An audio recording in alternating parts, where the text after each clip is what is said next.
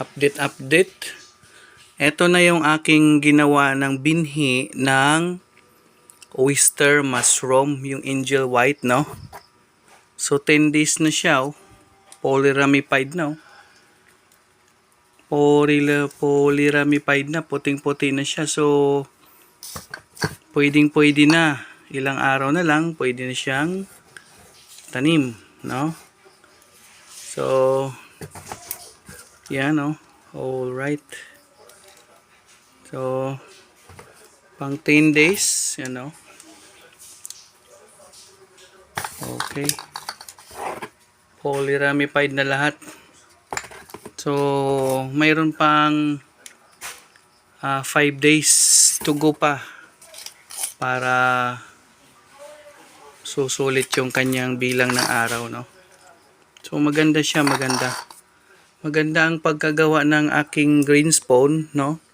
Medyo matrabaho lang, pero ay kung masundan mong step by step sa seminar ay talagang matutunan mo, at kailangan mo lang din mayroon kang mga raw materials, no?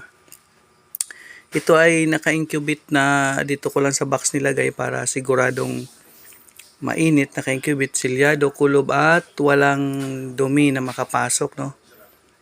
Dahil hindi pa ako naka-ready ng aking cabinet ng pang green spawn. So sa isang green spawn na mother spawn, no, ang nagawa ko ay 14 2 4 6 8 10 12 14. Supposed to be 20 yan bottle. So yung ibang bottle kasi ay nag-crack noong pinasteurize,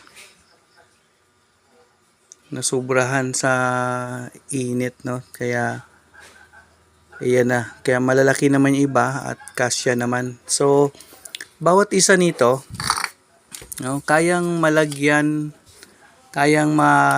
yung yung 20 to 30 protein bags ng oyster na substrate ang malagyan nito. So ito, first time kong gumawa, perfect siya. Nasa 90% na siya. So 90% na ramified siya, no? Ganda ng pagkagawa.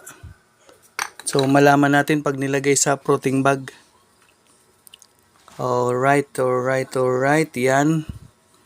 Sa gustong matuto nito, pwede kayo mag-PM sa akin para maturuan ko kayo, no?